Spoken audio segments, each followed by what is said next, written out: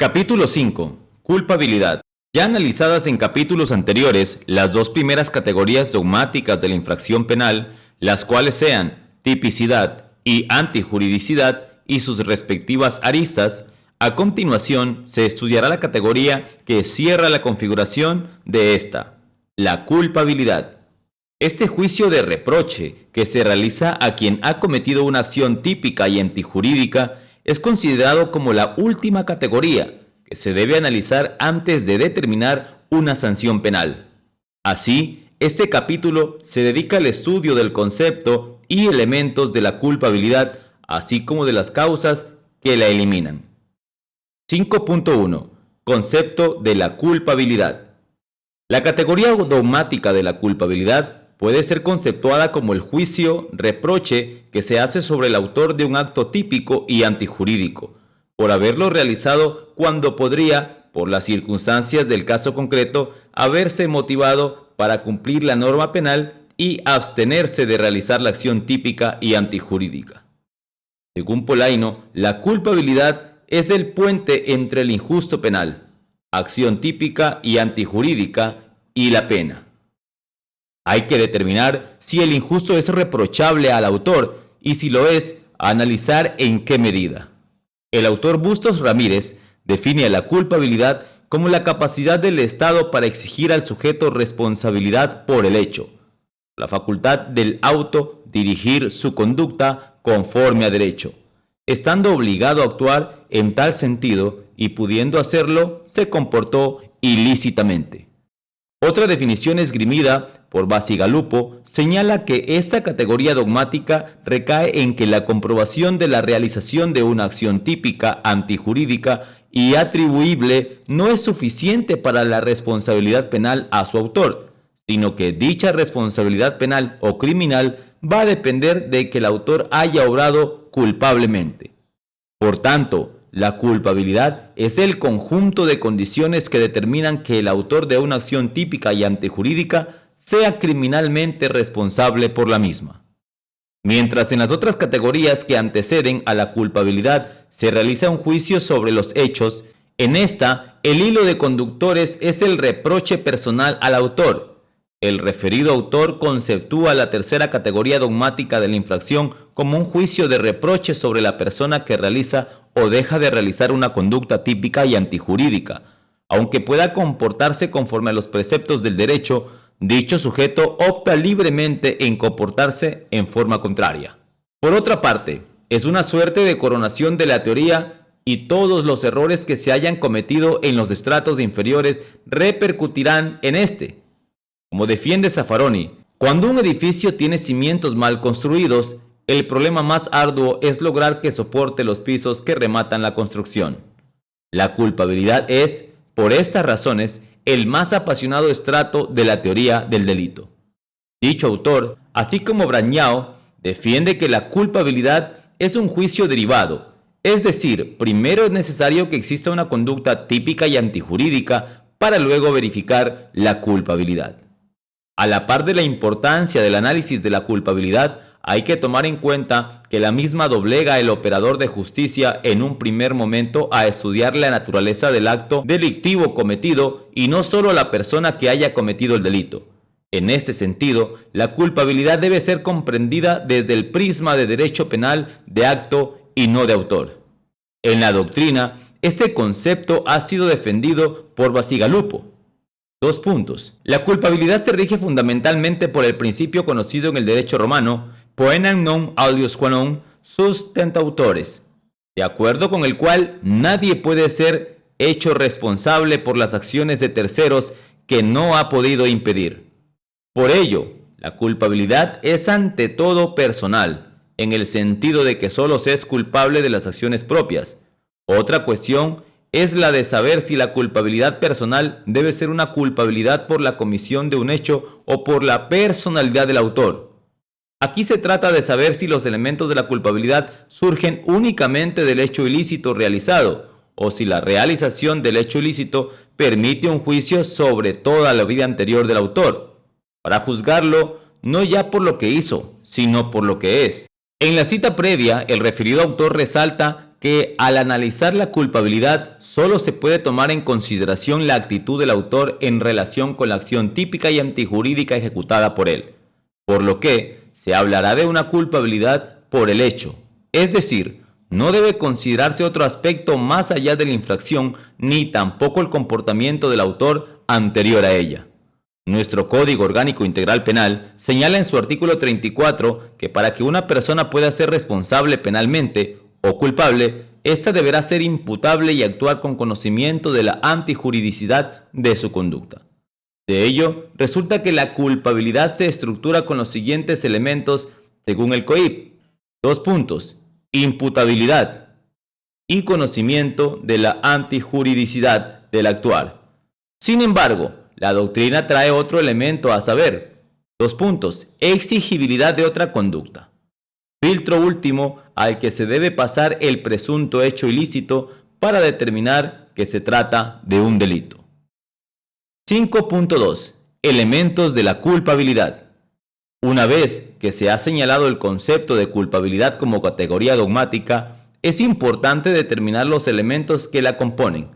Estos elementos deben estar presentes para considerar que el autor es culpable, porque tuvo la posibilidad de obrar acorde a derecho en el caso concreto y no lo hizo.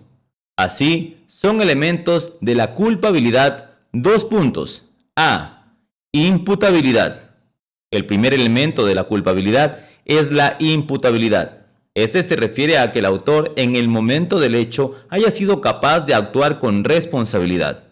En ese sentido, la imputabilidad es la capacidad psíquica para que el ser humano pueda ser considerado sujeto de reproche, implicando que la persona capaz de comprender y entender la antijuridicidad de su conducta es penalmente imputable. Muñoz Conde define este elemento de la siguiente manera. 2 puntos. Bajo este término se incluyen aquellos supuestos que se refieren a la madurez psíquica y a la capacidad del sujeto para motivarse, edad, enfermedad mental, etc. Es evidente que, si no se tienen las facultades psíquicas suficientes para que su actuar o ausencia de actuar sean racionalmente motivados, no puede haber culpabilidad. La imputabilidad es también conocida como la capacidad de culpabilidad, y es a través de ella que se lleva a cabo la desaprobación personal o el reproche por la realización del tipo penal. En otras palabras, la imputabilidad es la capacidad o condición para ser culpable, comprender la antijuridicidad de la conducta y, por ende, saber que se puede actuar de otra manera. Esta capacidad psíquica el autor debe tenerla al momento en que ejecuta la infracción penal. De allí se infiere que, desde la óptica del contrato social, todos los ciudadanos mayores de edad y en pleno goce de su capacidad mental son imputables. Esta es la presunción general que va dirigida a todos los individuos en la sociedad. Ocurre que cuando existe la práctica de una infracción penal, la presunción general referida debe ser verificada de forma casuística, es decir, el operador de justicia deberá verificar la culpabilidad de todas las personas que practicaron una conducta típica y antijurídica de forma individualizada. Es cierto que la imputabilidad de una conducta penalmente relevante es regla. Sin embargo, al verificar casuísticamente la práctica de determinada infracción penal, pueden existir excepciones a la regla, punto y coma. Tales ocurren en los casos de inimputabilidad o inculpabilidad por 2 puntos, inmadurez psicológica y enajenación mental. Conforme lesiona Dona, 2 puntos, el primer elemento se refiere al desarrollo incompleto de la personalidad que no permite la capacidad de comprender lo malo y lo bueno, lo que por ejemplo ocurre con los menores de edad. El segundo elemento se refiere al disturbio y o trastorno de la personalidad en sus diferentes esferas, sea afectiva, volitiva e intelectuales, que ocasionan la pérdida o disminución de los elementos intelectivo y volitivo que pertenecen al agente activo del hecho ilícito.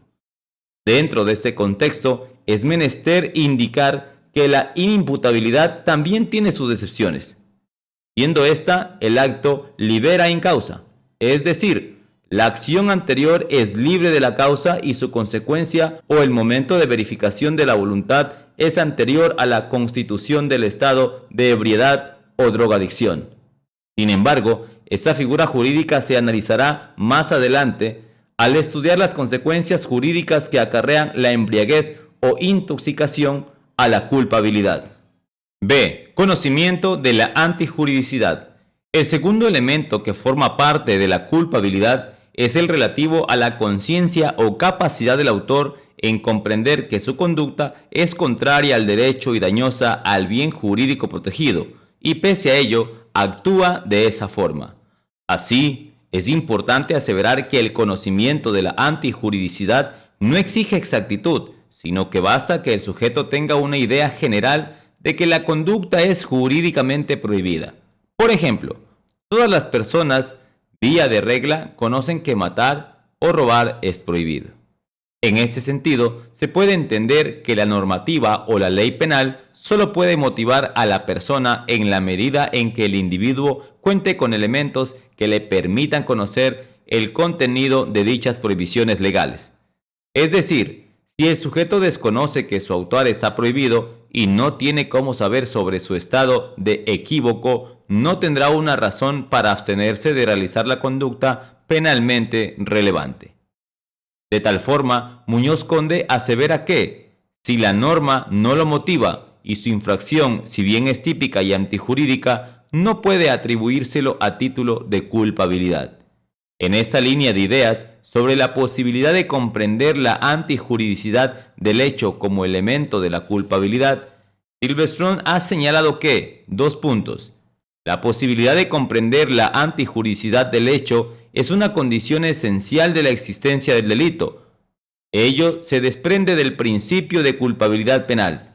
Quien no tiene la posibilidad de saber que su conducta está prohibida, no puede motivarse en la norma.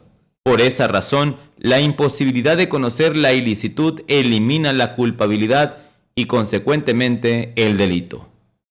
Por lo tanto, el conocimiento de la antijuridicidad es un elemento fundamental de la culpabilidad, puesto que la ausencia de tal requisito conlleva a que se decrete la ausencia de la culpabilidad y, por tanto, la no responsabilidad penal. En el mismo sentido, se comprende al conocimiento de la antijuridicidad como el grado de comprensibilidad que opera en el agente al momento de la ejecución de una conducta. Según la ética de responsabilidad propuesta por Westphal, dictado por Agudelo, que manifiesta: la persona que vive en sociedad no solo debe abstenerse cuando sabe que está obrando mal, sino también cuando no está seguro de que está obrando bien. Es así como, cuando el juez analice el conocimiento de la antijuridicidad de una persona, tiene que realizar un juicio valorativo del individuo. Este juicio valorativo lo debe realizar para verificar si tal individuo se encuentra motivado a realizar la conducta y tiene condiciones mínimas para conocer el contenido de la norma penal. Esto debido a que puede existir condiciones culturales y sociales que no le hayan permitido conocer el objeto de motivación y educación del carácter preventivo sobre la ley penal, y por tanto no haya desarrollado su conciencia ética y democrática de convivencia social. Cuanto más esfuerzo haya tenido que hacer el autor para comprender que su acto es contrario a derecho, menor será el reproche y viceversa. Un supuesto que ejemplifica este caso ocurre cuando Nina, quien es parte de un pueblo, comunidad o nacionalidad indígena, adolescente de 13 años, contrae matrimonio ancestral con Kuni, mayor de edad, manteniendo con él mismo relaciones sexuales. En el marco de la legislación penal ecuatoriana y desde el punto de vista occidental, Kuni estaría practicando un delito de violación tipificado en el artículo 171 del COIP. Sin embargo, por sus costumbres ancestrales, tanto su matrimonio como la práctica de relaciones sexuales con una menor de edad es una conducta lícita y normalizada, no operando en el caso el desconocimiento de la antijuridicidad de Kuni, debido a una motivación cultural que respalda su conducta. En este sentido, Kuni practica un delito culturalmente motivado, por lo que no será sancionado según la ley ecuatoriana, que en el artículo 36 del COIP prevé la figura del error de prohibición invencible adecuado a este caso. Por otro lado, el artículo 36 segundo inciso del COIP introduce la figura de la responsabilidad atenuada o disminuida en 1/3 a la mitad de la pena mínima prevista, cuando la persona al momento de cometer la infracción se encuentra disminuida de su capacidad de determinarse de conformidad con esa comprensión sobre la ilicitud de su conducta. Debemos resaltar que la norma penal cumple una función motivadora para que los individuos cumplan con la ley, función que implica un constante proceso de comunicación entre el Estado y sus ciudadanos. Si esa comunicación no está viciada por problemas estructurales como el analfabetismo o la promoción cultural, no existirá una comunicación efectiva y el ciudadano no podrá entender ni conocer la norma penal, por lo que no se verá motivado a cumplirla. Esto sin considerar que otros factores como el aislamiento social los convierten en sujetos no motivados y meritorios de medidas exculpatorias frente a la presencia de un hecho delictivo. Ejemplo, casos de los Tarahumarané, Taiguarí, Guaraníes y otras comunidades indígenas que desconocen en la antijuridicidad de sus conductas en el espectro de la norma penal ecuatoriana y por lo tanto pueden incurrir en un posible error de prohibición. Por fin, el conocimiento de antijuridicidad puede ser entendido desde la perspectiva propuesta por Habermas derivada del actuar comunicativo. En este sentido, Pranyao explica que, la sociedad está conformada de grupos sociales que mantienen sus individualidades y modos de vida, además de un código de comunicación. Por lo tanto, la conciencia de antijuridicidad es la capacidad del actuar comunicativo en determinada situación social de comunicación, conociendo los conceptos de valores vigentes y actuando de forma a negar su validad, causando un disenso penal relevante que determine el reproche penal. Otro elemento para estudiar como eje central de la culpabilidad es la exigibilidad de otra conducta o de conducta diversa. Como se había recalcado al inicio de este estudio, aunque el COIP no contempla este elemento de forma expresa, es importante considerarlo en el análisis de la culpabilidad en casos concretos. C. Exigibilidad de otra conducta. Conforme enseña Silvestroni, es indispensable que, al momento de cometer el hecho, el autor haya tenido la posibilidad de realizar una conducta diferente. Es decir, que se le pueda exigir una conducta diferente a la que tuvo, para que ella coincida con las exigencias del orden jurídico y de esa forma no lesione ni ponga en peligro bienes jurídicos protegidos. Desde esa perspectiva, este filtro inteligente o categoría dogmática, culpabilidad, busca establecer si a la persona a quien se le ha atribuido una conducta ilícita de propia pudo o no haber obrado de acuerdo con las exigencias de la ley penal. Se debe recordar que el reproche personal se basa en la idea de que el autor se ha comportado de modo contrario al deber, es decir, se parte del presupuesto de que la persona acusada debió adecuar su conducta de conformidad con los lineamientos que la vida en sociedad le impone, salvo que surjan circunstancias que hagan imposible que el sujeto se comporte de acuerdo con lo que el ordenamiento jurídico espera. Precisamente Muñoz Conde afirma que, en la culpabilidad, dicha idea obliga a comprobar antes de formular el juicio completo de culpabilidad, si el autor, que con capacidad de culpabilidad y con conocimiento de la antijuridicidad de su hacer realizó un hecho típico y antijurídico, se encontraba en alguna situación tan extrema que no fuera aconsejable desde el punto de vista de los fines de la pena imponerle una sanción penal. En este orden de ideas, Camacho defiende que el análisis de la exigibilidad de la conducta conforme a derecho se ubica en forma estricta en la culpabilidad. No se tiene que revisar si la conducta fue dolosa, culposa o preterintencional, pues estas circunstancias no interesan. Lo que ocupa la atención es revisar si se dio alguna de las circunstancias de las que enuncia la propia ley, las cuales tienen como efecto eliminar el reproche jurídico penal. Asimismo, Riggi y Fernández refuerzan Hay casos que dan lugar a hipótesis de inexigibilidad de otra conducta porque el autor obró bajo los efectos de una fuerte presión psíquica, en la que no es posible esperar un comportamiento adecuado a derecho. En cada caso en particular, se debe producir la prueba de alto poder coactivo del estímulo exterior y el grado de resistencia al mismo del individuo.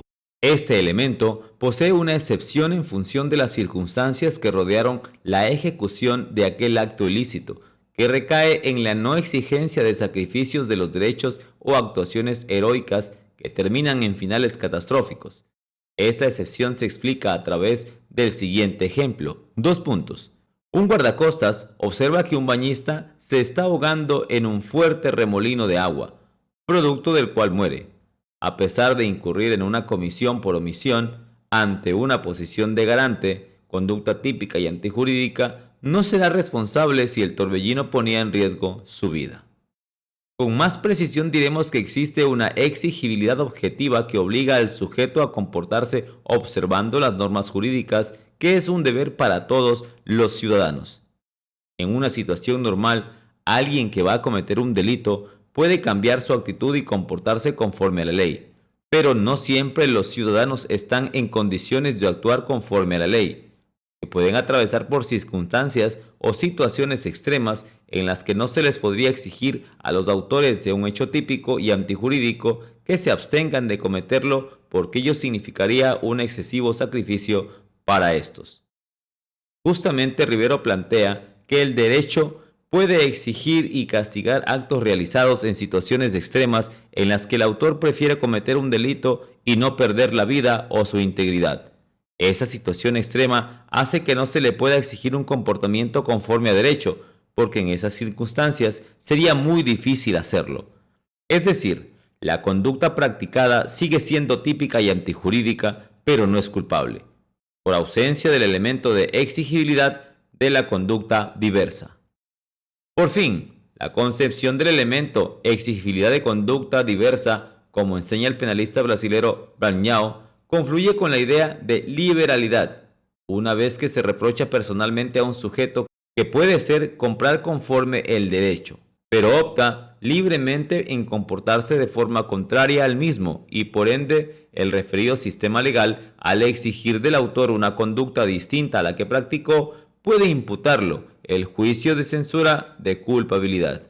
Y por ende, esta categoría dogmática queda excluida en el momento de evaluación de su conducta. Por fin precisamos que, aunque el COIP no prevé de forma expresa la exigibilidad de conductas diversas como el elemento integrante de la culpabilidad, tal categoría puede ser analizada en un caso para que, con ayuda de las fuentes secundarias del derecho penal, este elemento pueda ser sostenido para rechazar la operación de la categoría culpabilidad y por ende la deconstrucción de la infracción penal por ausencia de requisito legal. Al analizar los elementos que conforman la culpabilidad, concretemos la próxima fase de este estudio dedicada a las causas de exclusión de culpabilidad, denominadas en el COIP como causas de inculpabilidad. 5.3. Causas de inculpabilidad en el sistema penal ecuatoriano. En determinadas circunstancias, existen causas de inculpabilidad que impiden que al autor se le pueda reprochar la conducta realizada porque no tuvo libertad de decidir o no comprendió la antijuridicidad de la conducta practicada. Según el COIP, estas son inimputabilidad por trastorno mental debidamente comprobado y error de provisión invencible. Sin embargo, la doctrina comparada adopta otras como 2 puntos: la coacción, obediencia debida y el estado de necesidad exculpante. 5.3.1. Inimputabilidad. También se la entiende como la ausencia del requisito de imputabilidad.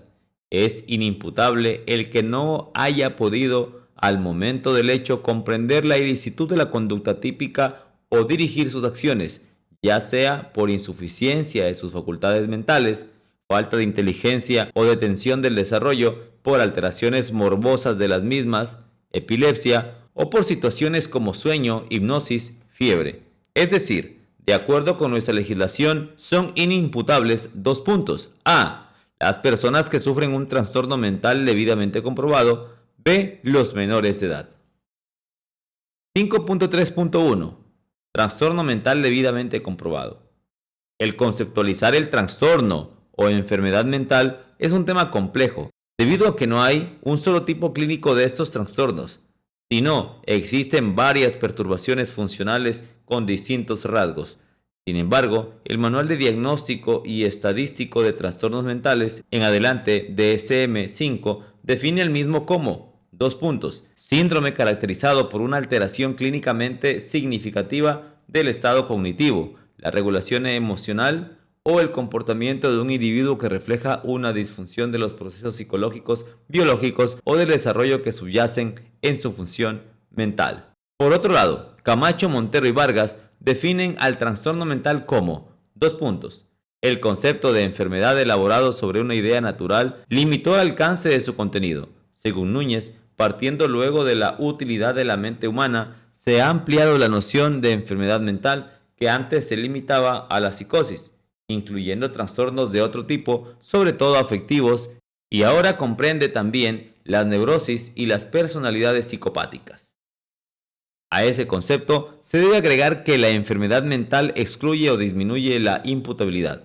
No obstante, hay que comprobar que para que el momento en que se ejecutó el hecho, la persona se encontraba bajo los efectos de tal estado. Es por eso que, en líneas generales, se ha señalado una distinción entre enfermedades determinantes de la inimputabilidad y enfermedades de imputación disminuida.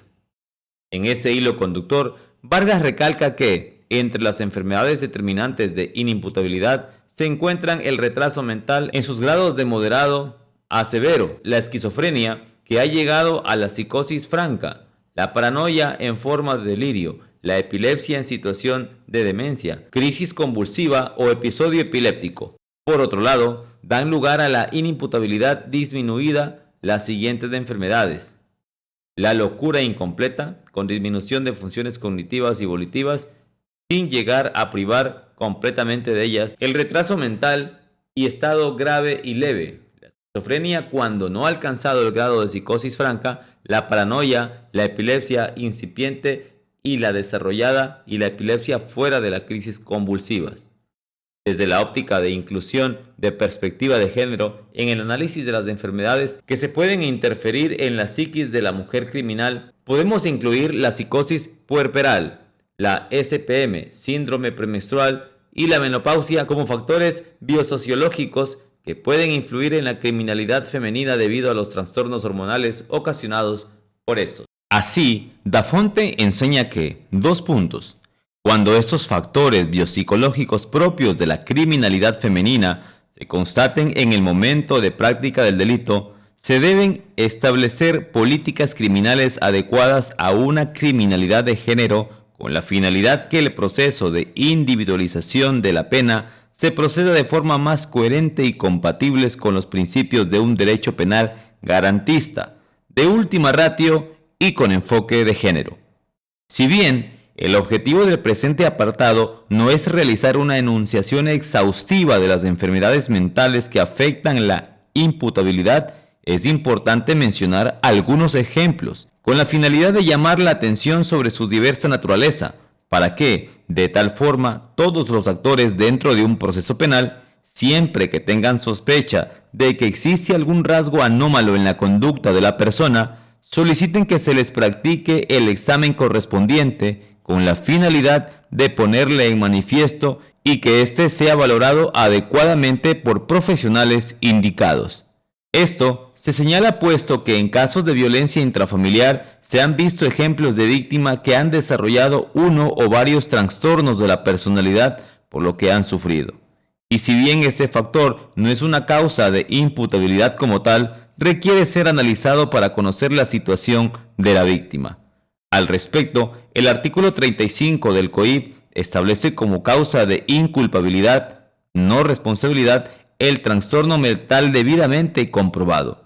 Pero para considerarlo no basta que una persona acredite con un certificado médico que sufre una alteración mental, sino que, además, esa falta de comprensión sobre la ilicitud de la conducta practicada o la imposibilidad de determinarse de conformidad con esa comprensión debido a su enfermedad mental, no la tuvo en el momento mismo de cometer el delito, sino precedentemente.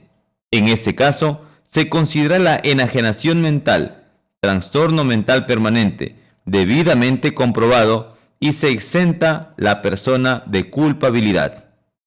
Tratamiento distinto adviene de la hipótesis de ausencia de comprensión sobre la ilicitud de la conducta practicada en el momento en que ocurrió la práctica de la infracción penal, trastorno mental transitorio. En ese caso, se aplicará una pena disminuida en conformidad con el artículo 36 del COIP. Esbozado el tratamiento sobre el trastorno mental y su consecuencia cuando éste se cataloga como permanente, exclusión de culpabilidad, y transitorio, disminución de pena, se analizará la minoría de edad como causa biológica de exclusión de la culpabilidad penal. 5.3.1.2. La minoría de edad. Como mencionaba el autor Santiago Mir Puig, 1996, el límite máximo de lo punible en un derecho democrático que intenta responder a las expectativas del hombre normal es lo exigible a dicho hombre normal. Esta idea implica que, para que se constate la imputabilidad, es exigible el cumplimiento de ciertos requisitos para que el sujeto sea penalmente responsable y, por ende, sancionado en base al sistema penal. Uno de esos presupuestos, la edad. Por lo tanto, y según la normativa ecuatoriana, todos los menores de edad son inimputables penalmente.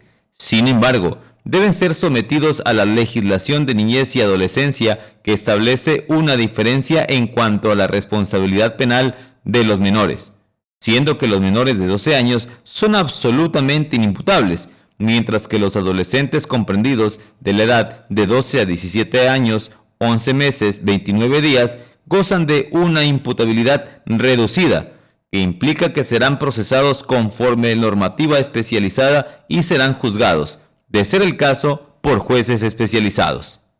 Ese tratamiento de los menores de edad se plasma en concordancia con el COIP, que, en el artículo 38, señala lo siguiente, 2 puntos.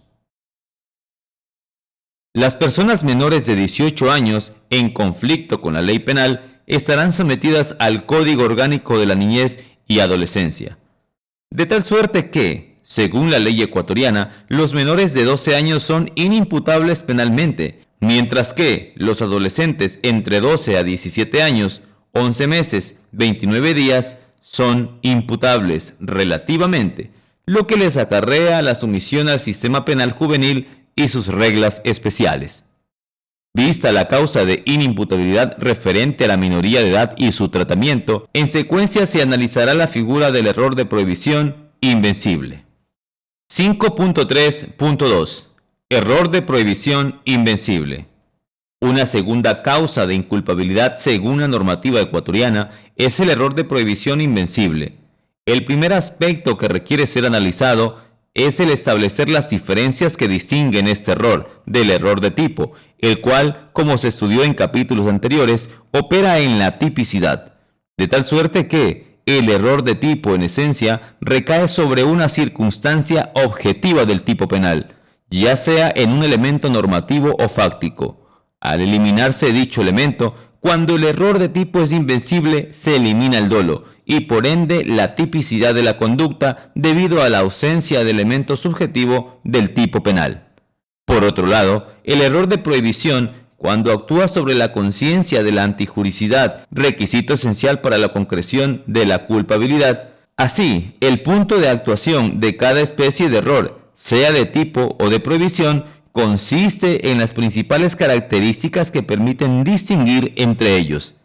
Para iniciar la explicación sobre el error de prohibición, es importante tener claro que, en términos generales, el error, para lo que Castillo señala lo siguiente, 2 puntos. En general, existe error cuando una persona tiene una falsa representación de la realidad. El hombre requiere a cada instante formarse una idea de las cosas, de las personas y del mundo circundante para tomar las decisiones en las que fundamenta su actuar. La posibilidad de error acompaña al hombre en cualquier actividad. Errare humanum est, de tal modo que el error no es una excepción, sino una nota común del conocimiento humano. Es decir, existe el error cuando el autor de un hecho objetivamente antijurídico erróneamente cree que su conducta está permitida. Es decir, el autor de una conducta típica no tiene la posibilidad de comprender que su conducta es antijurídica, ya sea por error o ignorancia de hecho. En palabras sencillas, el autor sabe lo que hace, pero no sabe que su conducta está prohibida. Un ejemplo de esta clase de error puede ser establecido cuando una alemana realiza un aborto en nuestro país, donde dicha práctica es delito, pero en Alemania está permitido. Ella sabe que está cometiendo un aborto, pero no sabe que es delito en Ecuador. Asimismo, el error de prohibición puede ser, directo, cuando el error se tiene sobre la misma norma prohibitiva, cuando la gente no tenía conocimiento sobre la existencia de determinada norma, o indirecto, cuando el estado de error recae sobre una causa de justificación, por ejemplo, cuando el sujeto tenía conocimiento que su conducta era prohibida, sin embargo, creía que existía una causa de exclusión de antijuricidad que justificaría su actuar, o desconoce los límites del exceso de una causa de exclusión.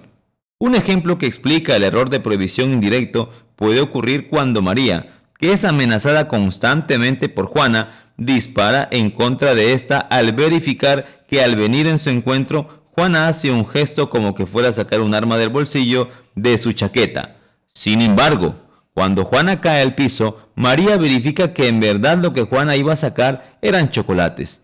Esta situación es conocida según Brandão como legítima defensa imaginaria o discriminante putativa.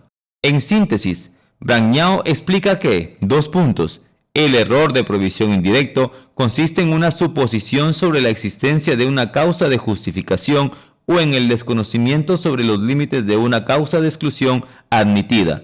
Además del error directo e indirecto, el error de prohibición puede ser clasificado como Primero, error de prohibición vencible.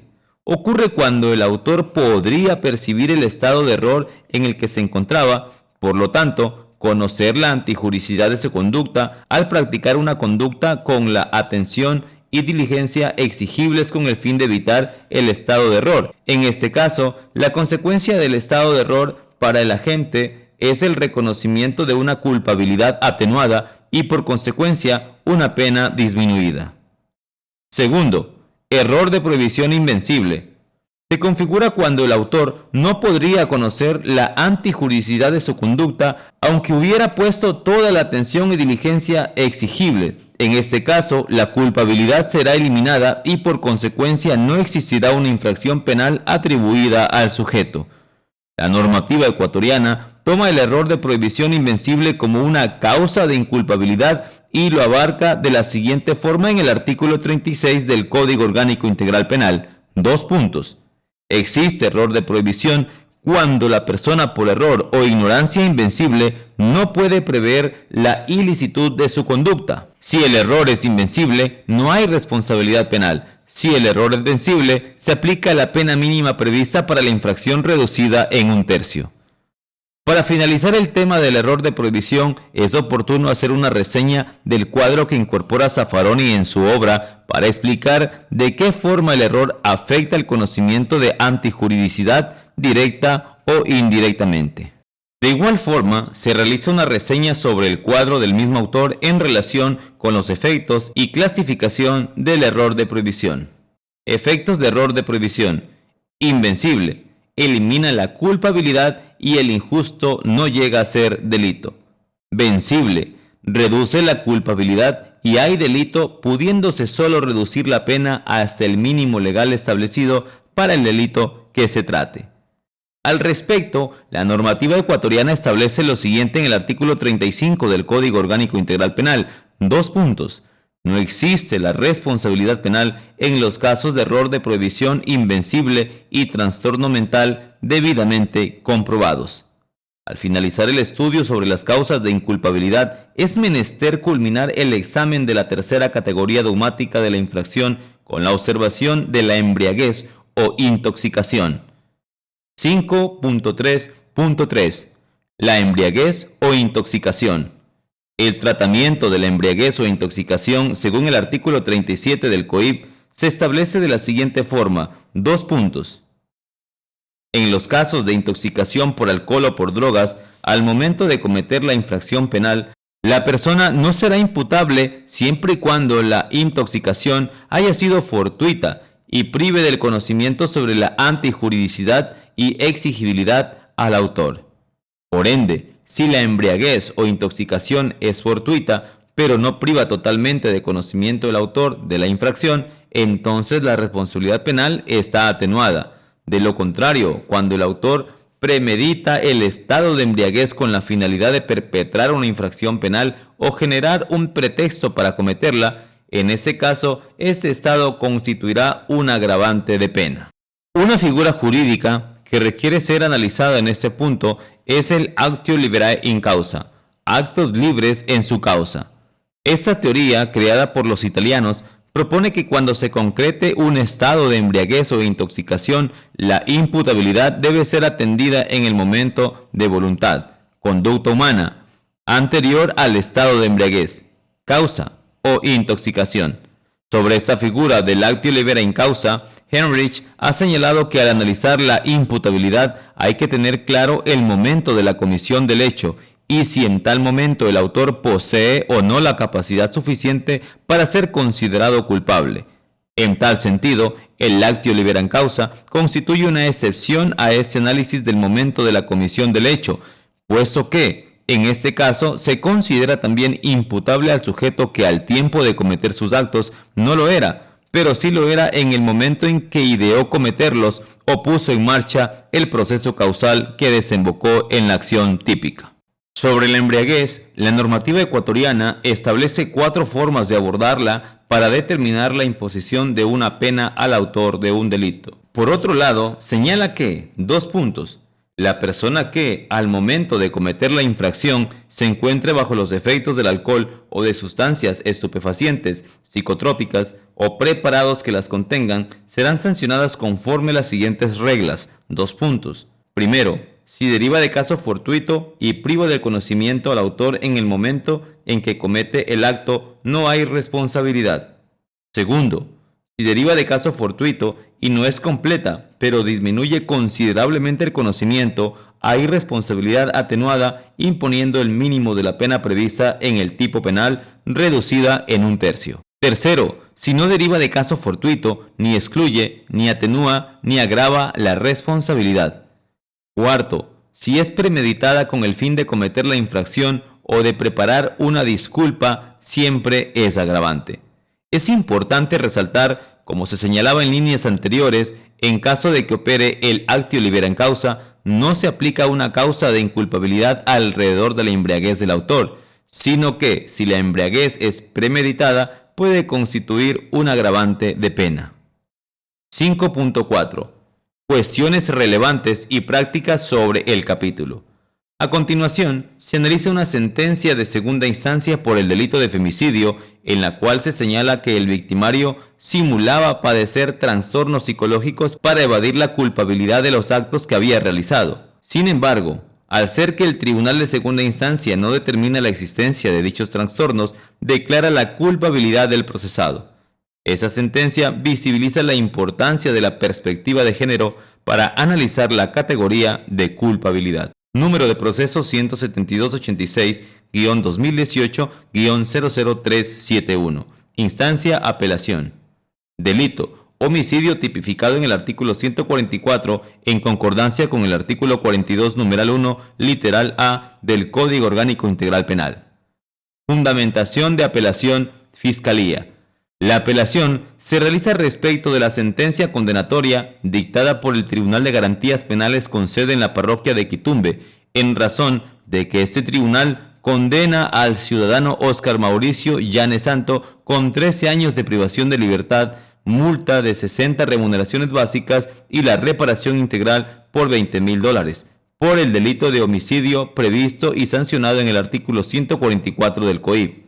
A pesar de que Fiscalía en la audiencia de juicio acusó y demostró que en este caso el sentenciado Óscar Mauricio Llanes Santos adecuó su conducta al delito de femicidio, tipificado y sancionado en el artículo 141 del COIP con las agravantes establecidas en los numerales 2 y 4 del artículo 142 del mismo cuerpo legal, en la fundamentación del recurso, Fiscalía señala que demostró a través de diversos testimonios que se cometió el tipo penal señalado. Uno de los testimonios al que hace referencia es al testimonio del perito médico legista, en este caso Enrique Ochoa Paco Hernán, quien manifestó que realizó el protocolo de autopsia y señaló que en este caso, una vez que verificó el cuerpo de Samira Palma, se encontró múltiples traumatismos en el cuerpo a nivel de rostro, a nivel de cabeza y a nivel del cuerpo, específicamente piernas y brazos, estableciéndose que la causa de la muerte se debió a asfixia por estrangulación mediante lazo manual.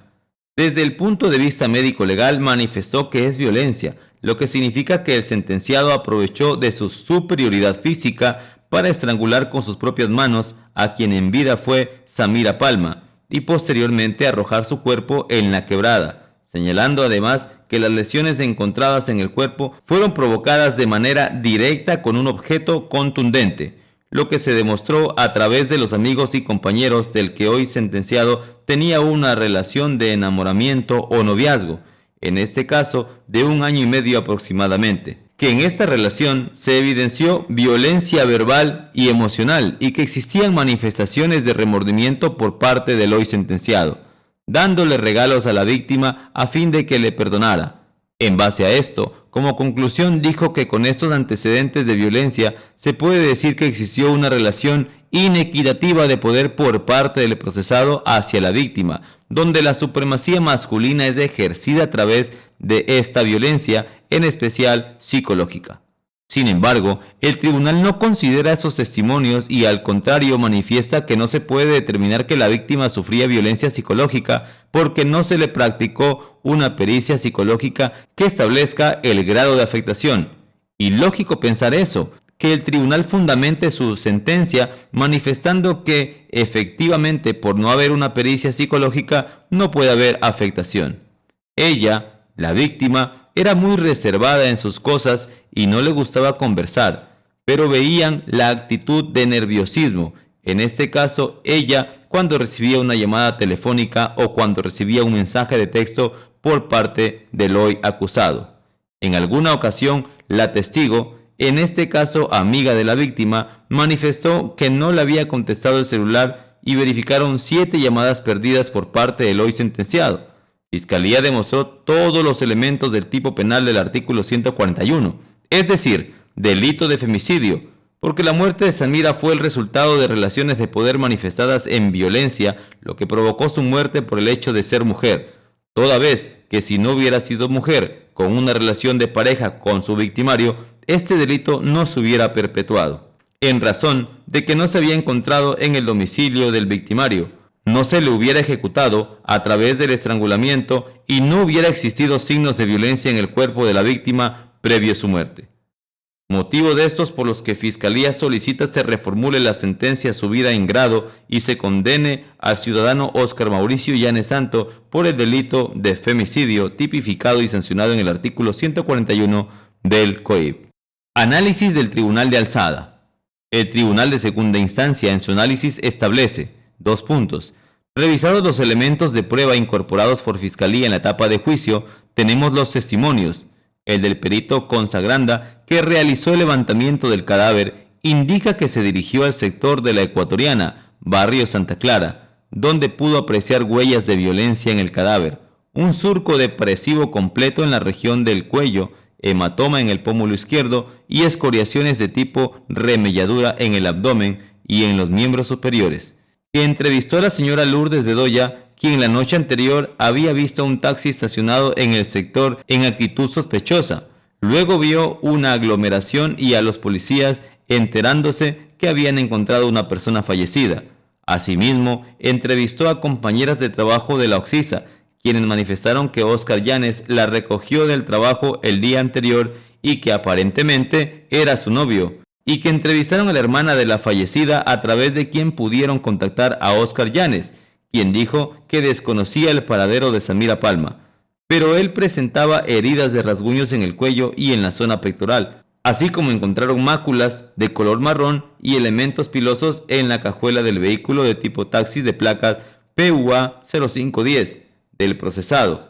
En igual forma, el policía Carlos Lincagua Guananga, quien realizó la constatación física y visual de un cuerpo sin vida de sexo femenino en el sector La Ecuatoriana, señala que presentaba un surco depresivo completo a la altura del cuello. Entrevistaron a varios moradores del sector que vieron el día 21 de febrero por la noche llegar a un taxi y salir en precipitada carrera, que el padre de la occisa indicó que la única persona que le frecuentaba era Óscar Llanes Santo, que a través de la hermana de la fallecida lo contactaron.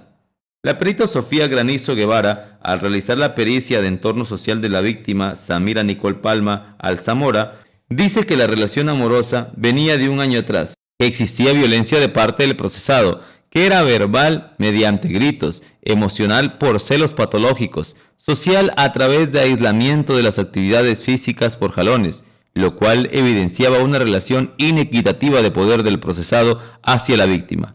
De los testimonios referidos en su parte medular, se evidencia claramente la existencia de una condición de sometimiento de la víctima por parte del sentenciado.